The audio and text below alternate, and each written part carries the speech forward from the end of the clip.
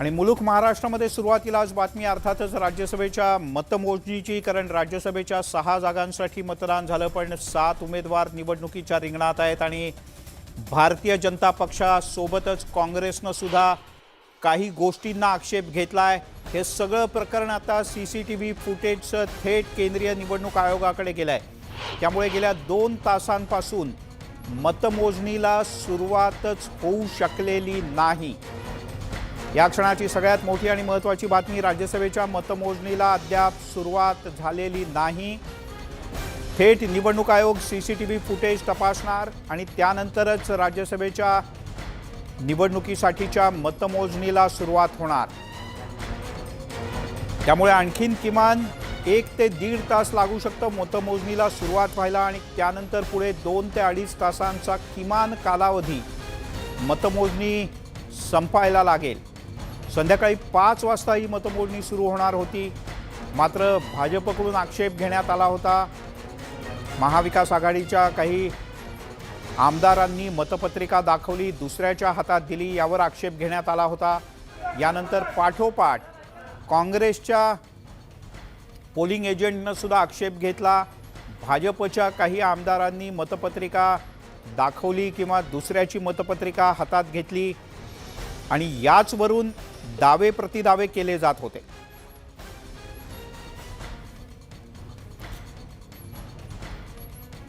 आणि याच सगळ्या संदर्भात भारतीय जनता पक्षानं थेट केंद्रीय निवडणूक आयोगाला एक पत्र लिहिलं आणि तातडीनं या सगळ्या विषयावरची सुनावणी व्हावी अशा प्रकारची मागणी केली।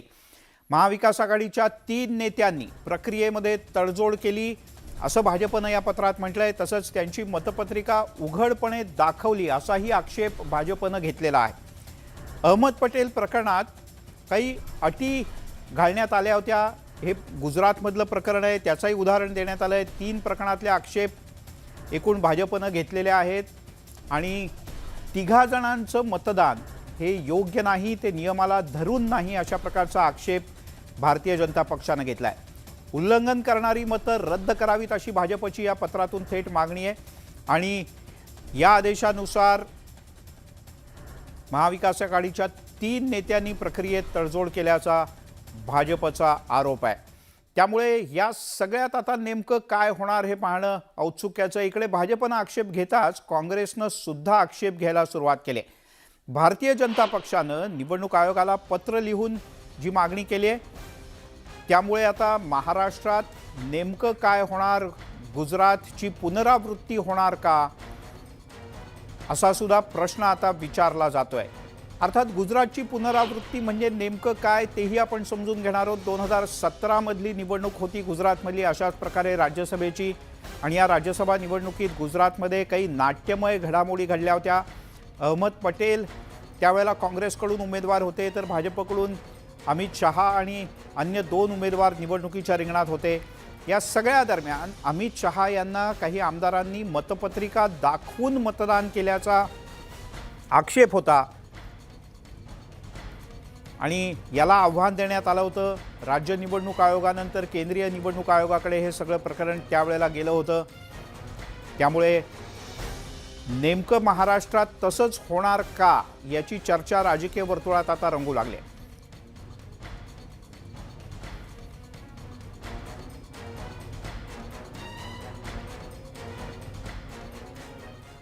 राज्यसभा निवडणुकीच्या या सगळ्या प्रक्रियेच्या दरम्यान भाजप आणि काँग्रेसमध्ये आक्षेपांचं एक जबरदस्त नाट्य रंगलंय आणि ते अशा प्रकारचं आहे की महाविकास आघाडीच्या 3 आमदारांच्या मतावर भाजपनं जोरदार आक्षेप नोंदवला। सुधीर मुनगंटीवार यांच्या मतावर काँग्रेसनं आक्षेप नोंदवला आणि असाच काहीसा प्रकार 2017 मध्ये गुजरातमध्ये झाला होता। इथेही त्यावेळेला राज्यसभेची निवडणूक होती। त्यावेळेला भाजपकडून अमित शहा, स्मृती इराणी आणि बलवंत सिंग राजपूत हे 3 जण उमेदवार होते, तर काँग्रेसकडून दिवंगत काँग्रेस नेते अहमद पटेल हे निवडणुकीच्या रिंगणात होते। या निवडणुकीत भाजपचे आमदार भोलासिंह गोयल आणि राघवभाई पटेल यांनी मतदान प्रक्रियेचा भंग करत आपली मतपत्रिका ही अमित शहा यांना दाखवल्याचा आरोप काँग्रेसनं केला। रिटर्निंग अधिकाऱ्यांनी काँग्रेसचा आक्षेप फेटाळला। त्या विरोधात काँग्रेसनं मुख्य निवडणूक आयोगाकडे धाव घेतली। निवडणूक आयोगानं त्यावेळेला प्रत्यक्ष मतदानाचं व्हिडिओ फुटेज पाहून भाजपच्या 2 आमदारांनी निवडणूक प्रक्रियेचा भंग केल्याचा ठपका ठेवला आणि त्यामुळे काँग्रेसचे अहमद पटेल हे विजयी झाले होते। आणि या सगळ्या घडामोडींनंतर अहमद पटेल यांना विजयी घोषित करण्यासाठी रात्रीचे 12 वाजून गेले होते। अर्थात त्यानं भाजपचे एका उमेदवाराचे 12 वाजले आणि तो राज्यसभेवर जाऊ शकला नाही।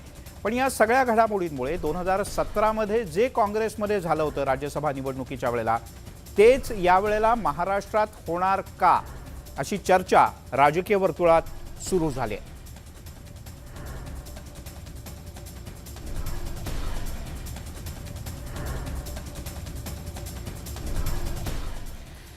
त्यामुळे राज्यसभेची निवडणूक जेव्हापासून लागली ना तेव्हापासूनच ही निवडणूक अत्यंत चुरशीची, रंगतदार, आरोप प्रत्यारोपांची एवढंच नाही तर वेगवेगळ्या राजकीय वळणांची सुद्धा ठरते। कोण येणार, कोण पाठिंबा देणार या सगळ्यात आघाडी आणि भाजपचे नेते परस्परांवर अत्यंत आक्रमक आरोप करताना दिसत आहेत। या सगळ्या दरम्यान काय काय आरोप झाले पाहूयात।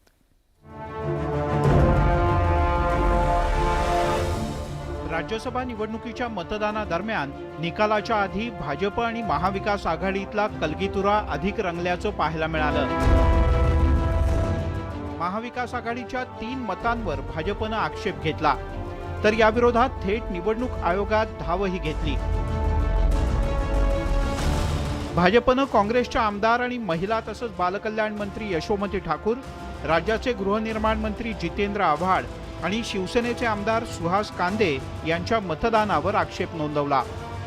तिन्ही मतं बाद झाल्याचं पत्र आरोला दिलं गेलेलं आहे आणि माझ्या माहितीप्रमाणे नियमानुसार तिन्ही मतं ही बाद होतात आणि आम्ही तशा प्रकारचा अर्ज केलेला आहे आणि निश्चितपणे तो अर्ज मान्य होईल।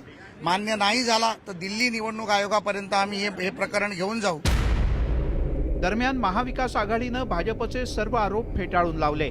भाजपला पराभव दिसत असल्यानंच त्यांनी आक्षेपाचं राजकारण केल्याचा आरोप यशोमती ठाकूर यांनी केला।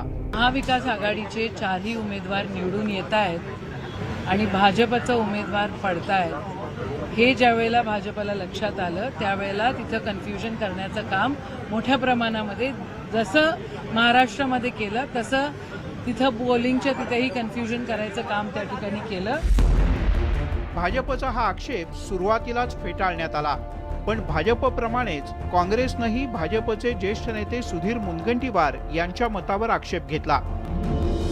काँग्रेसचे पोलिंग एजंट अमर राजूरकर यांनी मुनगंटीवार यांनी त्यांची मतपत्रिका आशिष शेलार यांच्या हातात दिल्याचा आक्षेप नोंदवला।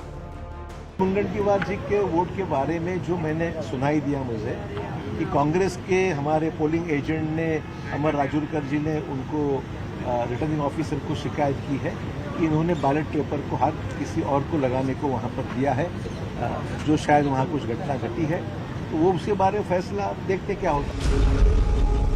खरं तर भाजप आणि काँग्रेस या दोन्ही पक्षांचे आक्षेप सुरुवातीलाच फेटाळण्यात आले होते पण भाजपनं मात्र या विरोधात निवडणूक आयोगाकडे दाद मागितल्यानं मतमोजणी सुद्धा काही काळ लांबली। त्यामुळे राज्यसभा निवडणुकीच्या मतदानादरम्यान भाजप आणि महाविकास आघाडीत रंगलेल्या या आक्षेप नाट्याचे पडसाद विधान परिषद निवडणुकीत सुद्धा उमटण्याची शक्यता आहे। Bureau report, news 18 Lokmat. अर्थात या सगळ्यात आरोप प्रत्यारोप कालही होत होते पण मंडळी हे थांबलेले नाहीत तर आज रात्री आरोप होणार आणि पुढचे 4 दिवस या सगळ्या संदर्भात आरोप प्रत्यारोप सुरूच राहणार। पण एक मोठी बातमी आणखी महत्त्वाची येते ती म्हणजे भाजपनं महाविकास आघाडीच्या मतदानाच्या संदर्भात 3 जणांवर आक्षेप घेतल्यानंतर आता काँग्रेसनं सुद्धा भाजपच्या नेत्यांच्या मतदानावर आक्षेप घेतलाय। भाजपचे आमदार सुधीर मुनगंटीवार आणि अपक्ष आमदार रवी राणा यांनीही मतदान प्रक्रियेचा भंग केल्याचा आरोप काँग्रेसनं केलाय। या संदर्भात महसूल मंत्री आणि काँग्रेसचे ज्येष्ठ नेते बाळासाहेब थोरात यांनी केंद्रीय निवडणूक आयोगाकडे तक्रार करण्याची तयारी केली आहे।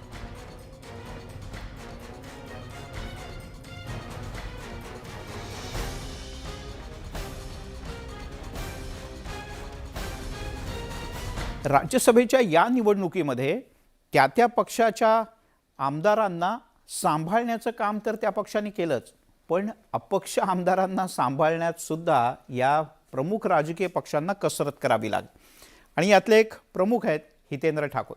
अर्थात हितेंद्र ठाकूर हे जेव्हा मतदानाला पोहोचले तेव्हा भाजपचेही नेते त्यांना भेटले आणि गप्पा मारल्या आणि राष्ट्रवादीचेही नेते त्यांना भेटले, शिवसेनेचेही नेते त्यांना भेटले आणि त्यांनीही गप्पा मारल्या.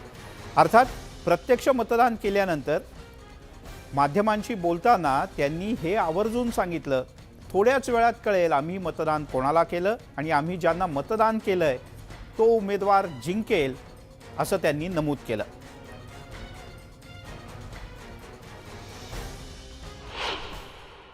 परमनंट फायदा कुठे असतो?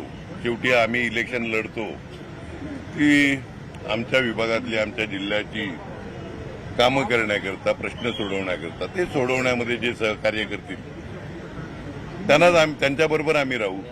टेम्पररी फायदे तर आम्ही बघत नाही, परमनंट बघतो. त्याप्रमाणे आम्हाला परमनंट जे आश्वासन मिळाले त्या हिशोबाने आम्ही काम केलं आहे. त्यामुळे ज्यांना आम्हाला दूरचा विचार करून मतदान करायचं आहे असं त्यांनी म्हटलं. अर्थात त्यांनी नाव घ्यायचं टाळलं त्यांच्या नेहमीच्या सवयीप्रमाणे. पण या सगळ्यामध्ये राज्यसभा निवडणुकीच्या या मतदान प्रक्रियेच्या दरम्यान जेव्हा मतमोजणीला सुरुवात होणार त्यावेळेला आक्षेप घेण्यात आले. पण या सगळ्यामध्ये शिवसेनेच्या नेत्यांची लगबग आणि हालचाल मात्र लक्षणीय होती. अर्थात यातून दोन वेगवेगळे अर्थ काढले जात आहेत. संजय राऊत हे संध्याकाळी पुन्हा एकदा मतमोजणी सुरू झाल्यानंतर जेव्हा विधानभवनाच्या परिसरात आले तेव्हा ते विजयी मूडमध्ये होतेच. पण शिवसेनेचे युवा नेते आदित्य ठाकरेसुद्धा काहीसे रिलॅक्स जाणवत होते का, असाही प्रश्न विचारला जातोय. अर्थात अशाच प्रकारचा विश्वास दुसऱ्या बाजूनेही व्यक्त केला जात होता. पण शिवसेनेच्या नेत्यांची लगबग मात्र जाणवण्यासारखी होती. एवढंच नाही तर या प्रमुख नेत्यांच्या बरोबरच शिवसेनेचे अनेक कार्यकर्ते सुद्धा विधानभवनाच्या परिसरात मोठ्या संख्येनं जमायला सुरुवात झाली आहे.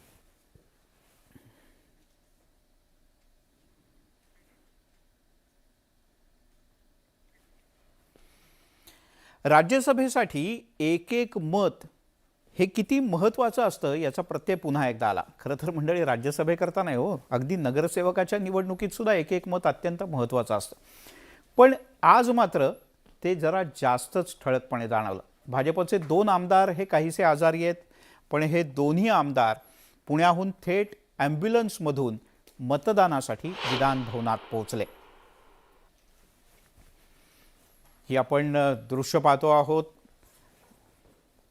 ते म्हणजे भाजपचे आजारी असलेले आमदार लक्ष्मण जगताप आणि भाजपच्या आमदार मुक्ता टिळक या थेट ॲम्ब्युलन्समधून विधानभवनापर्यंत पोहोचल्या आणि त्यांनी आपला मतदानाचा हक्क बजावला. तर तिकडे शिवसेनेचे आमदार महेंद्र दळवी हे सुद्धा वॉकरचा आधार घेऊन चालत येताना दिसले. त्यांच्याही पायाला दुखापत झालेली आहे, पण मतदानाच्या करता वॉकरचा आधार घेत टेकत तेही मतदानासाठी पोहोचले. म्हणजेच निवडणूक महानगरपालिकेची असो, ग्रामपंचायतीची असो किंवा राज्यसभेची, एकेका मताकरता लोकप्रतिनिधींना आणि राजकीय पक्षांना काय काय करावं लागतं हे या दृश्यांमधून आपल्याला स्पष्टपणे दिसतंय.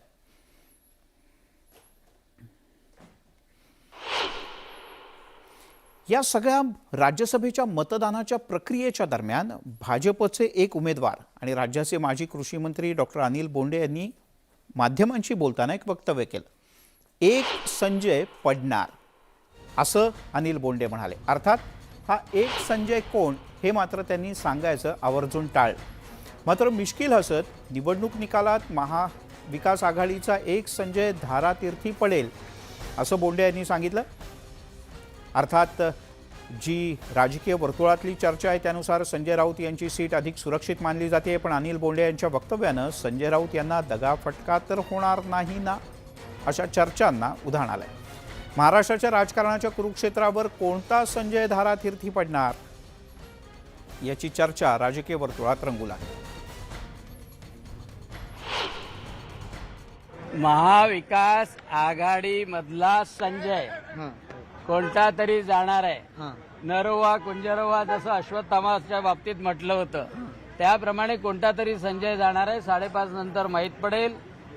आणि तिन्ही भारतीय जनता पक्षाचे सहकारी असलेले आणि सहकारी पक्षासोबत असलेले तिन्ही उमेदवार आदरणीय पीएचडी गोयलजी, डॉक्टर अनिल बोंडे आणि धनंजय महाडिक हे 100% विजयी होणार आहे. कारण देवेंद्र फडणवीसाचा धाक आहे आणि त्यांच्या मनात धूक आहे. त्यामुळे हा संजय नेमका कोण? महाभारतात एक संजय होता मंडळी, तो दूरदृष्टीवाला होता, म्हणजे जे पडद्या आड आहे किंवा जे लांब आहे तो सांगायचा. पण यावेळेला मात्र एक संजय धारातीर्थी पडेल असं अनिल बोंडे म्हणाले. दरम्यानच्या काळात विधानभवनाच्या परिसरात आणि सर्वच राजकीय पक्षांनी आपापल्या कार्यालयात विजयाच्या जल्लोषाची तयारी सुरू केली. तुम्ही म्हणाला अजून तर मतमोजणीलाही सुरुवात झालेली नाही, पण तरीही राजकीय पक्षांना मोठा विश्वास आहे. त्यामुळे शिवसेनेचे कार्यकर्ते विधानभवनाच्या बाहेर मोठ्या प्रमाणात जमू लागलेत. अनेकांनी पुष्पगुच्छसुद्धा आणलेले आहेत. तर तिकडे भाजपनं सुद्धा विजयाच्या जल्लोषाची पूर्ण तयारी केली आहे. भाजपनं आपल्या प्रदेश कार्यालयाच्या बाहेर एक छोटेखानी मंडप टाकला आहे आणि इथे सुद्धा विजयानंतरच्या जल्लोषाची तयारी ही पूर्ण झाल्याचं पाहायला मिळत आहे.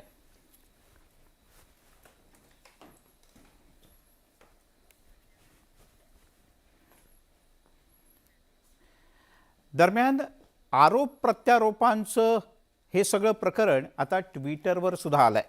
कारण जोपर्यंत प्रत्यक्ष मतमोजणी सुरू होत नाही तोपर्यंत थेट आता माध्यमांशी येऊन बोलायला कोणी तयार नाही. पण संजय राऊत यांनी एक ट्विट केलं आहे, महाराष्ट्र में घटिया पॉलिटिक्स असं म्हणत संजय राऊत यांनी भाजपवर टीका केली. महाराष्ट्र में यही खेल चल रहा है. त्यांनी जे ट्विट केलं आहे ते अजय माकन जे काँग्रेसचे केंद्रीय नेते आहेत, माजी केंद्रीय मंत्री आहेत, त्यांनी एक ट्विट केलं आहे. त्याला रिट्विट करत संजय राऊत यांनी असं म्हटलं आहे की महाराष्ट्रात घटिया पॉलिटिक्स सध्या म्हणजे नीच किंवा हीन दर्जाचं राजकारण महाराष्ट्रात सुरू आहे असं संजय राऊत यांनी म्हटलं आहे.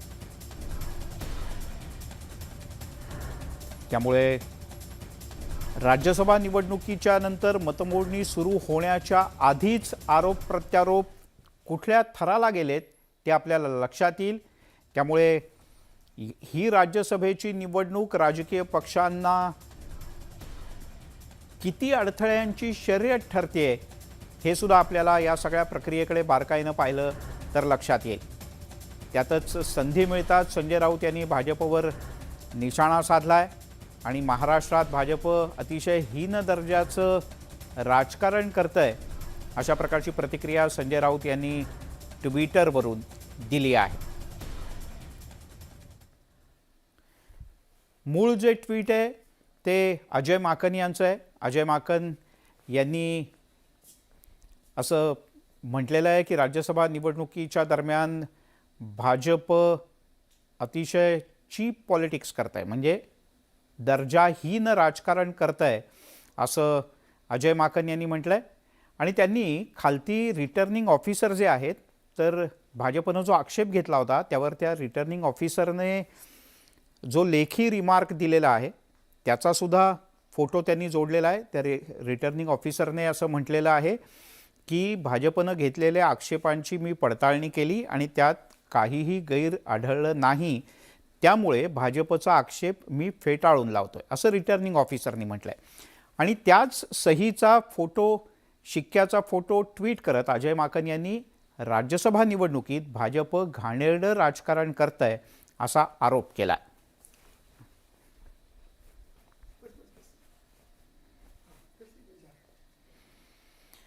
त्यामुळे राजकारणाच्या आखाड्यात वेगळीच दंगल सुरू आहे. पण मंडळी तिकडे मैदानात म्हणजे रस्त्यावर मात्र वेगळीच दंगल सदृश्य परिस्थिती आहे. भाजपच्या नेत्या आणि केंद्रीय प्रवक्त्या, भाजपच्या आता माजी नेत्या म्हटलं पाहिजे, त्या नुपूर शर्मा यांना आता पक्षातूनच काढून टाकण्यात आलं आहे. नवीन जिंदाल यांनाही पक्षातूनच काढून टाकण्यात आलं आहे. पण त्यांच्या वक्तव्याचा निषेध करण्यासाठी आज देशभरात जवळपास सगळ्याच मशिदींच्या आणि मदरशांच्या बाहेर शुक्रवारचं नमाज पठण झाल्यानंतर मोठ्या प्रमाणात मुस्लिम बांधव एकत्र आले आणि त्यांनी या सगळ्या वक्तव्याचा निषेध केला. मोहम्मद पैगंबराच्या बद्दल आक्षेपार्ह विधान केल्याचा आरोप करत आपण ही 6 ठिकाणची दृश्य पाहतो आहोत. पण प्रत्यक्षात किमान 2 डझनपेक्षा जास्त ठिकाणी अत्यंत आक्रमक अशा प्रकारचं आंदोलन मुस्लिम धर्मियांच्या वतीनं करण्यात आलं. पश्चिम बंगालमधला हावडा इथे तर बंगाल सरकारची जी वकिलात आहे तर त्या बाहेर सुद्धा गोळीबार करण्याची वेळ पोलिसांना आली. तिकडे कर्नाटकातल्या कलबुर्गी इथलं आंदोलन आपण पाहतो. उत्तर प्रदेशात प्रयागराजला तर पोलिसांना चक्क हवेत गोळीबार करण्यापर्यंतची वेळ आली. तिकडे पंजाबच्या लुधियानामध्ये सुद्धा अशाच प्रकारचं आंदोलन झालं. झारखंडमध्ये सुद्धा अशाच आंदोलन झालं. महाराष्ट्रात सुद्धा अनेक ठिकाणी मुस्लिम धर्मीयांनी रस्त्यावर उतरत नुपूर शर्मा आणि नवीन जिंदाल यांचा तीव्र शब्दात निषेध केला. एवढंच नाही तर त्यांच्यावर अधिक कठोर कारवाई करावी अशी मागणी केली. जो कुछ गलत स्टेटमेंट्स बीजेपी के प्रवक्ता ने दिए, तो उसको लेके निषेध करने के लिए मुस्लिम कम्युनिटी ने ये आंदोलन किए.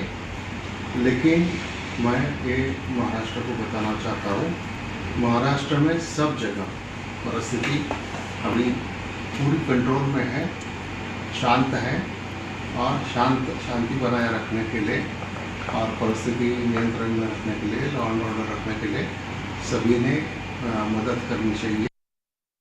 महाराष्ट्रातलं आणि देशातलं वातावरण हे अशा प्रकारे तणावपूर्ण करायचं आहे, दंगली घडवायच्या आहे, देश तोडायचा आहे. जो इतने घटिया स्तर के ऊपर आके जो बयानबाजी करी है, तो उसका निषेध आज पूरी दुनिया के अंदर हो रहा है.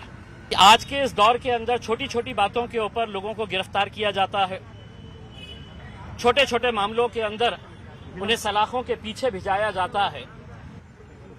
जो लोग इस मुल्क के अंदर मजहब के नाम के ऊपर, जात और धर्म के नाम के ऊपर एक माहौल खराब करने की कोशिश कर रहे हैं, उनके खिलाफ सरकार, उनके खिलाफ प्रशासन, उनके खिलाफ पुलिस कार्रवाई करेगी. लेकिन जब नहीं हो रही है तो लोगों के अंदर इस बात का गुस्सा है. राज्यसभेच्या निवडणुकांच्यामुळे राजकीय वातावरण तापलंय. या अशा आरोप प्रत्यारोपांनी आणि निदर्शनांमुळे सामाजिक वातावरण तापलंय. पण या सगळ्याला शांत करणारी एक छान बातमी आहे, ती म्हणजे मंडळी, मान्सून दाखल झाला महाराष्ट्रात. आहात कुठे? गेल्या काही दिवसांपासून कर्नाटकात आणि महाराष्ट्राच्या सीमेवर रखडलेला मान्सून आता त्यानं महाराष्ट्रात प्रवेश केलेला आहे. आज दक्षिण कोकणात मान्सून दाखल झाला. सिंधुदुर्ग जिल्ह्यात पावसाच्या सुंदर सरी कोसळल्या. तसंच पुणे शहरासह जिल्ह्याच्याही अनेक भागात पावसाचं आगमन झालं. त्यामुळे राज्याची पावसाची औपचारिक प्रतीक्षा अखेर संपली. अरबी समुद्रात तयार झालेला कमी दाबाचा पट्टा उत्तरेकडे सरकू लागला आहे. त्यामुळे मान्सूनची वाटचाल आता उत्तरेच्या दिशेनं होते अशी माहिती भारतीय हवामानशास्त्र विभागाकडून देण्यात आली.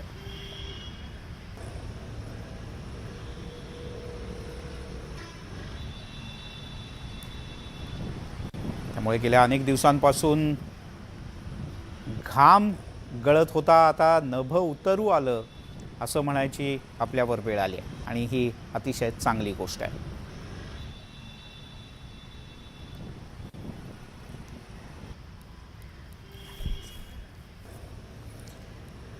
आणि आत्ताच एक महत्त्वाची बातमी आणि एक मोठी अपडेट येते कोरोनाच्या संदर्भातली. ती म्हणजे राज्यामध्ये कोरोनाचा आकडा दररोज साधारण 6:30-7 वाजता जाहीर होत असतो आणि या नवीन आकड्यानुसार राज्यात आज गेल्या काही दिवसातली सर्वाधिक वाढ नोंदवली गेली आहे. 3,000 पेक्षा जास्त रुग्ण हे राज्यभरात वाढलेले आहेत. तर एकट्या मुंबईमध्ये 1,000 पेक्षा जास्त कोरोनाग्रस्तांची नोंद झाली आहे. दिलासादायक बाब म्हणजे एकाही नवीन मृत्यूची नोंद नाही हे सुदैव. पण राज्यात 3,082 कोरोनाग्रस्त रुग्णांची वाढ झाली आहे. तर एकट्या मुंबईमध्ये 1,956 इतके कोरोनाचे नवे रुग्ण सापडले आहेत.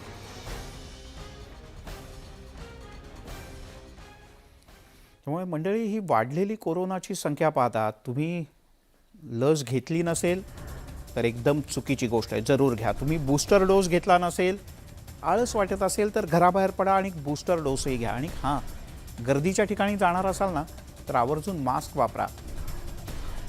संपत आलाय कोरोना, लवकर घालवून टाकूयात त्याला. एक छोटासा ब्रेक घेऊयात. ब्रेकनंतर काही खास पाहत राहा मुलुक महाराष्ट्र.